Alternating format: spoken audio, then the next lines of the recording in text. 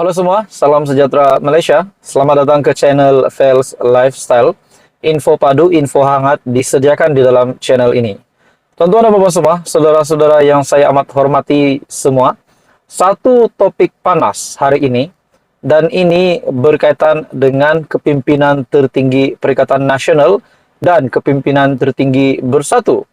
Di mana dalam sebuah artikel yang mengesahkan dalam artikel ini, di mana ada sebuah kenyataan media ataupun laporan media yang berniat jahat untuk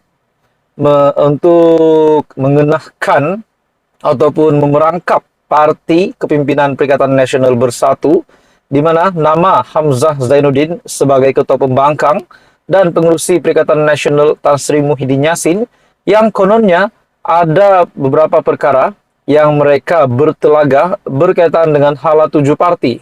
Nah, akhirnya saudara-saudara, dalam artikel ini pendedahan cerita yang mengejutkan, di mana dalam satu artikel dari biharian.com, spekulasi perselisihan Muhyiddin, Hamzah adalah laporan berniat jahat menjelang pilihan raya negeri.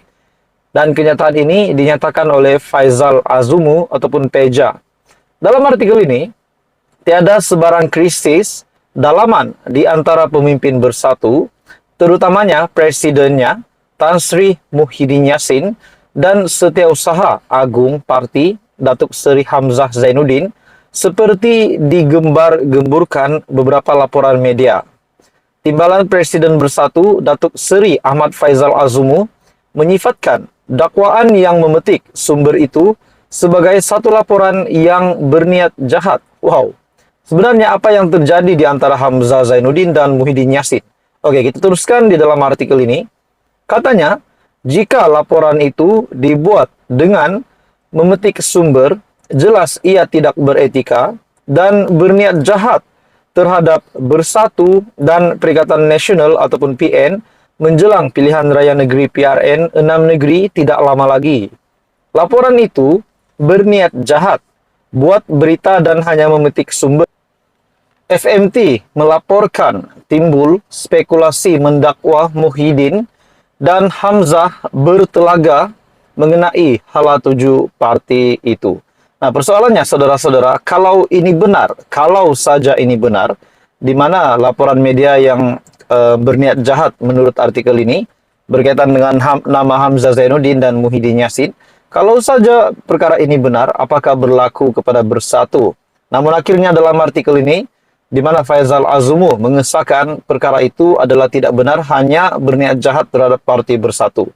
Dalam artikel ini berkaitan timbul kabar angin yang mengatakan Hamzah yang juga Setiausaha Agung PN mungkin akan digantikan sebagai ketua pembangkang di parlimen.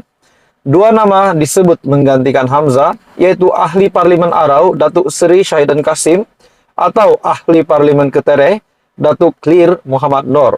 Mengulas isu yang sama, Ketua Penerangan Bersatu Datuk Razali Idris berkata, spekulasi itu adalah cubaan pihak tertentu yang sengaja dicetuskan menjelang pilihan raya negeri di 6 negeri untuk memburukkan Bersatu dan PN.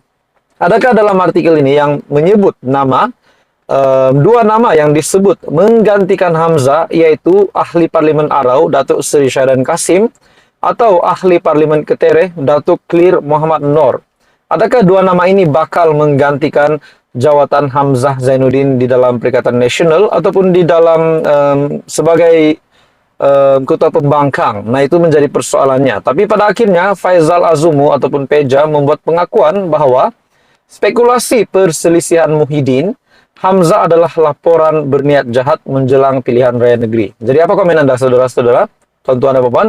Teruskan bersama di dalam channel ini untuk info yang seterusnya. Jangan lupa tekan butang like, share, dan subscribe. Halo semua, salam sejahtera Malaysia. Selamat datang ke channel Fels Lifestyle. Info padu, info hangat disediakan di dalam channel ini. Tuan-tuan dan puan yang saya amat hormati sekalian, satu lagi topik menarik, satu lagi topik panas.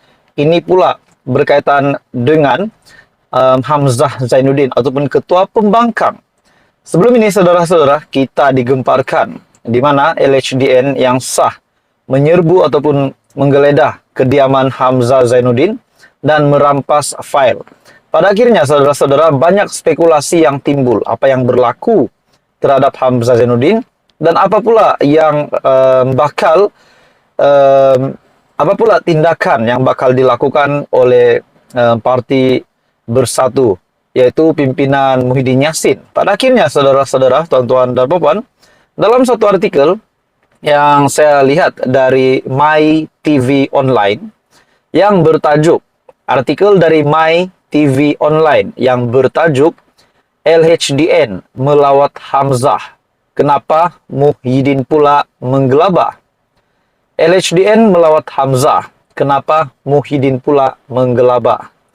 Sebaik saja tular di media sosial dan mengenai lawatan LHDN ke rumah Hamzah Zainuddin, PPBM dilihat menggelabah.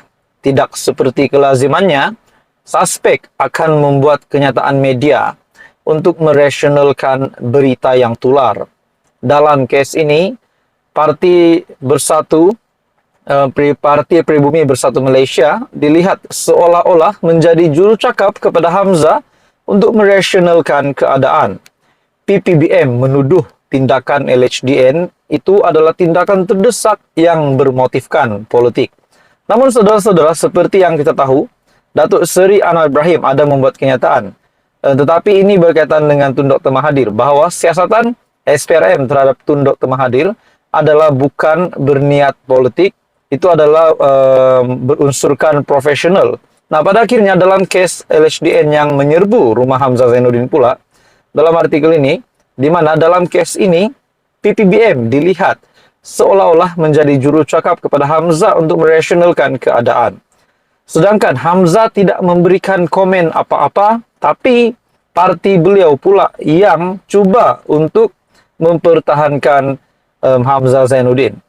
Jadi dalam artikel ini dari MyTV Online, kalau ada pun sekadar berkata akan mendakwa sesiapa saja yang mengatakan rumah beliau diserbu oleh LHDN.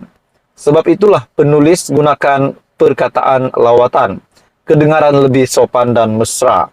Seperti biasa, bila kita buat lawatan ke rumah kenalan, pasti akan ada goodies yang diberikan oleh tuan rumah.